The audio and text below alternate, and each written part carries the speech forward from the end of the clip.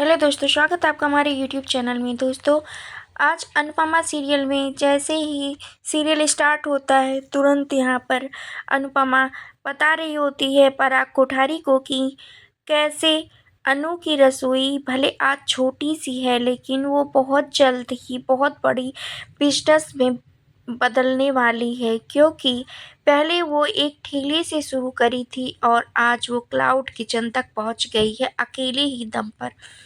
ये सपना मेरे अनुज ने मेरे लिए देखा था, ऐसा अनुपमा बोलेगी और फिर कहेगी कि अब तो मेरे साथ बहुत ही काबिल हाथ जुड़ गए हैं। प्रेम और राही भी मेरे साथ हैं, शारदा काकी, और बहुत ही बड़ा स्टाफ है हमारा, जिसकी वजह से हम इस क्लाउड किचन को बहुत ही आगे ले जाएंगे और एक दिन हमारा बिजनेस बहुत बड़ा बिजनेस बनने वाला है, ऐसा अनुपमा पराग कोठारी को कहेगी। और तभी ये भी कहेगी कि बूंद से ही तो संसार बनता है। और तभी यहाँ पे राही भी कहेगी कि अंकल, आप पैसों की तो बिल्कुल फ़िक्र ही मत करें, पैसे तो आ ही जाएंगे, बस आप आशीर्वाद दें और मैं और प्रेम मिलकर, हम दोनों मिलकर इस बिजनेस को इतना बड़ा बनाएंगे कि आपको भी प्राउड होगा। ये सब कुछ राही कहेगी पराग कोठारी को, और अनुपमा भी कहेगी कि मैं इतना बड़ा बिजनेस इसको बनाऊंगी कि आप देखते रह जाएंगे। और आज आपका इतना बड़ा बिजनेस है, कल आपका बिजनेस छोटा ही था, आपने छोटे से ही तो शुरुआत करी होगी, और आज जब इतना बड़ा हो गया है तो अच्छी बात है। लेकिन भगवान ना करें ऐसा भी कभी हो कि आपको कोई प्रॉब्लम हो। और मैं चाहती हूँ कि मेरा बिजनेस भी बहुत बड़ा हो, और मुझे इतना पूरा भरोसा है अपने बच्चों पर, अपने संस्कार पर, अपनी राही पर, और आप भी अपने संस्कारों पर थोड़ा भरोसा तो करिए। ये सब कुछ अनुपमा पराग कोठारी को कहेगी, और तभी पराग कोठारी कहेगा कि क्या बिना इन्वेस्टमेंट के आप इस बिजनेस को इतना आगे लेकर जाएंगी? तभी अनुपमा कहेगी कि इन्वेस्टमेंट तो बहुत छोटी सी बात है, हमारे पास तो बहुत ही होनहार हाथ है, जिसकी वजह से देखिएगा मैं बहुत जल्द ही बहुत आगे लेकर जाऊंगी इस बिजनेस को अपने बच्चों के साथ। और ये सब कुछ कह ही रही होती है अनुपमा, तब तक ये सब कुछ सुनकर मोटी बा बहुत दुखी हो जाती हैं और कहती हैं, अगर प्रेम राही के साथ मिलकर बिजनेस करेगा तो उस घर में पूरी तरीके से प्रेम कभी भी वापस नहीं आएगा। ये पराग बहुत ही गलत कर रहा है प्रेम के साथ, क्योंकि पैसों का क्या है, पैसे तो आज हैं कल नहीं हैं, और हमारे पास क्या पैसों की कोई कमी है? हम इस पैसों का क्या ही करेंगे अगर हमारा बच्चा हमारे घर वापस नहीं आएगा? ये सब कुछ मोटिबा बता रही होती है ख्याति को, लेकिन ये सारी चीज़ें सुन लेती है पीछे से अनुपमा। लेकिन अनुपमा कुछ नहीं बोलती है और वहाँ से चली जाती है, और वो जाकर वहाँ किचन में जाएगी और लौंग को भूनेगी और कहेगी कि इसका धुआं मैं अपनी बच्ची के हाथों पे लगाऊंगी, जिससे उसके मेहंदी का कलर बहुत ही अच्छा आएगा। ये सब कुछ अनुपमा कह ही रही होती है और कहती है, देखिए कपाड़िया जी, मेरी भी मेहंदी कितने अच्छे से रंग लाई है। और तब तक आ जाती है यहाँ पर राही और कहती है कि मम्मी, आप कहाँ पर हैं? तभी अनुपमा कहती, आ गई बेबली, आ जा, इससे सेक कर ले। तभी राही कहेगी कि मैं सेक तो कर लूँ, लेकिन मम्मी मुझे आपको एक बहुत ज़रूरी बात बतानी है। तब अनुपमा कहती है कि ऐसा क्या हो गया बेबली, क्या कोई गलती हो गई या कुछ ऐसा कुछ कम हो गया? तभी राही कहेगी कि नहीं मम्मी, ऐसा कुछ भी नहीं है, प्रॉब्लम तो उनके गौतम में है। गौतम आज मेरे साथ बदतमीजी कर रहा था, जिसकी वजह से मैंने उसको एक ज़ोरदार थप्पड़ लगा दिया। अब क्या होगा मम्मी? तभी अनुपमा कहेगी कि तू डर मत, तुझे वहाँ पर उसको एक थप्पड़ नहीं लगाना था, उसको सबके सामने लाना था और मुझे भी बताना था कि ऐसा कुछ है। तुझे इतने आसानी से इस बात को नहीं जाने देना था। तभी कहती है राही कि प्रार्थना ने मेरा पैर पकड़ लिया और मुझे चुप रहने के लिए कहा। उसने कहा कि राही, अगर तुमने ऐसा कुछ किया तो दोनों ही परिवार बड़ी मुश्किल से साथ आए हैं, और दोनों परिवार ही अलग हो जाएंगे फिर से। ये सब कुछ प्रार्थना की बात राही बता रही होती है अनुपमा को। तभी अनुपमा फ्लैशबैक में जाएगी और सोचेगी कि कैसे प्रार्थना उस दिन एक्सीडेंट उसका होते होते रह गया था, उसने बचाया था प्रार्थना को। क्योंकि ऐसे ही गौतम बहुत ही अत्याचार करता है प्रार्थना पर, और ऐसे लोगों, ये भी सोचती है कि ऐसे लोगों पर तो छी है जो अपनी पत्नी पर हाथ उठाते हैं। इधर मोटी माँ पराग से कहती है कि सब कुछ बिजनेस ही नहीं होता है, बच्चा भी अपना सब कुछ होता है, और ऐसी भी क्या गलती कर दिया है प्रेम ने, बिजनेस ही तो करना चाहता है तो तू पैसे लगा देता। तभी वो कहता है गौतम से कि बेटा आज तुमने मेरा साथ दिया, जब बेटी को साथ देना था तो तुमने बेटा बन के मेरा साथ दिया, ना कि दामाद बनकर।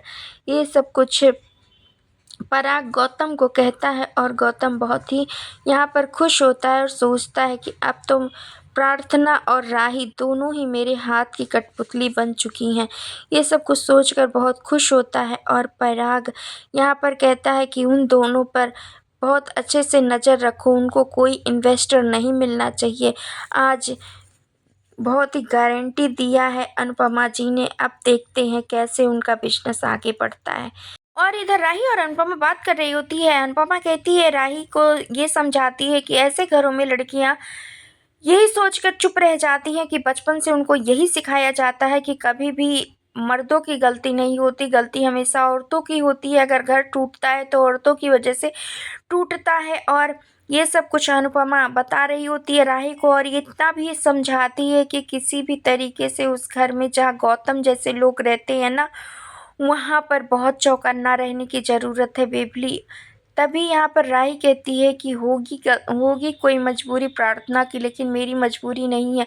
अगर कुछ भी गलत किया गौतम ने तो मैं चुप नहीं रहूँगी। और तभी अनुपमा कहती है कि बेटा तुझे गौतम को कुछ भी नहीं कहना है, तुझे सिर्फ और सिर्फ प्रार्थना पर ध्यान देना है। जब मैं अपनी लड़ाई लड़ रही थी ना, तब मेरे साथ तेरी देविका मासी थी, और जब प्रार्थना लड़ाई लड़ रही है तो तुझे भी वैसी ही सहेली बनना है, उसकी ढाल बनना है, ना कि उसके लिए परेशानी खड़े करना है। ये सब कुछ अनुपमा समझा रही होती है, सिखा रही होती है राही को। तभी राही कहती है, हाँ मम्मी, मैं पूरा तरीके से प्रोटेक्ट करूँगी प्रार्थना को। लेकिन अनुपमा कहती है कि कोई प्रोटेक्ट नहीं करना है उसको, बस थोड़ा-सा उसका ध्यान देना है। जिस घर में गौतम जैसे लोग रहते हैं वहाँ पर अपने आँख कान हमेशा खुले रखना है, चौकन्ना रहना है। ये सब कुछ अनुपमा सिखा रही होती है राही को। राही कहती है, ठीक है मम्मी, लेकिन आप हमेशा मेरे साथ रहेंगी ना, मेरा साथ देंगी ना इस लड़ाई में। तभी अनुपमा कहेगी कि हाँ बेबली, मैं ज़रूर तेरा साथ दूँगी, तेरी इस लड़ाई में मैं हमेशा तेरे साथ हूँ। जब भी तुझे मेरी ज़रूरत होगी तब भी मैं तुझे तेरे पास ही मिलूँगी। दोस्तों फिर इधर पराग कर रहा होता है एक्सरसाइज, और आती है वहाँ पर प्रार्थना। जैसे कुछ कहने वाली होती है तब तक पराग कह उठता है कि तू प्रेम के बारे में बात कर रही है ना। प्रेम कल मेरा सर झुका दिया, लेकिन जमाई सा बेटा ना होते हुए बेटे की सारी फर्ज निभाए, और अपना फर्ज निभाते हुए उन्होंने मेरा सर ऊपर रखा। तो जो अपने फादर इन लॉ की इतना ज़्यादा इज्जत करता है, वो अपनी वाइफ की कितनी इज्जत करता होगा ये मैं समझ सकता हूँ। करता है ना बेटा। तभी प्रार्थना कहती है सर झुकाकर, जैसे उसको फ्लैशबैक में जाती है, उसको सब कुछ याद आ जाता है कि कैसे राही कहती है कि उसको वो परेशान करने की कोशिश कर रहा था, लेकिन कुछ नहीं बोल पाती वो पराग से। इधर पराग को याद आ जाता है कि कैसे प्रेम के साथ उसका आर्गुमेंट हुआ था, और फिर बहुत ही गुस्से में वहाँ से चला जाता है। जी हाँ दोस्तों, इधर मंदिर जाना होता है अनुपमा को, और अनुपमा जाती है मंदिर क्योंकि राही और प्रेम की शादी में कुछ दान दक्षिणा करना होता है मोटी बा को। और मोटी बा अनुपमा से कही होती है कि बच्चों को लेकर नहीं आना, और हम लोग ही जाकर वहाँ पर जो कुछ करना है करेंगे।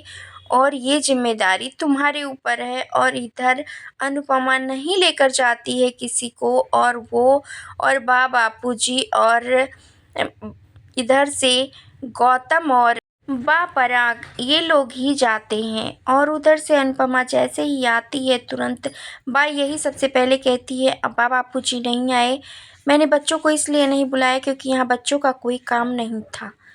अनुपमा कहती है कि अच्छा ही हुआ बच्चे नहीं आए, हम लोग ही दान दक्षिणा पूजा पाठ कर लेते हैं क्योंकि बच्चों को यहाँ बोरियत हो जाती।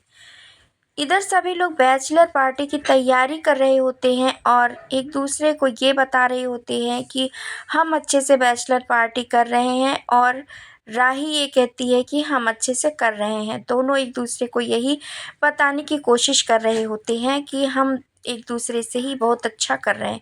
लेकिन तभी राही कुछ ऐसा देखती है, उसको ऐसा महसूस होता है कि यहाँ पर लड़की आ गई है, और तभी तुरंत वो दौड़ती हुई आती है, कहती है सब लोग सैंडल पहनो और चलो कोठारी मेंशन। सभी लोग कोठारी कहते हैं, जब कोठारी मेंशन में ही पार्टी करनी थी तो यहाँ पर बुलाया ही क्यों। और तभी सभी लोग राही बताती है सभी को कि वहाँ पर लड़की आ गई है। सभी एक दूसरे को देखकर हो जाते हैं शॉक।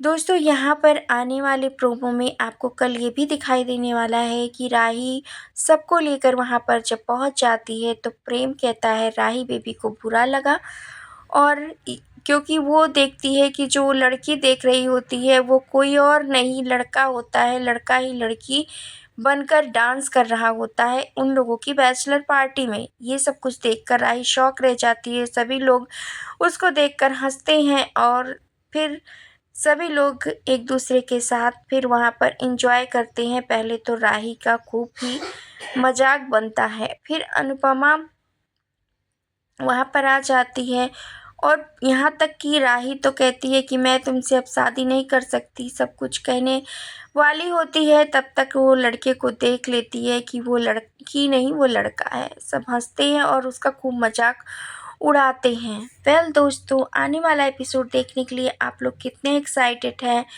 राही और प्रेम की शादी अच्छे से हो जाएगी या अभी शो में बड़ा ट्विस्ट आना बाकी है? आप अपनी राय हमें कमेंट के ज़रिए ज़रूर बताएं, और हमारे चैनल पर नए हैं तो लाइक शेयर सब्सक्राइब करना, बेल आइकन दबाना बिल्कुल ना भूलें दोस्तों।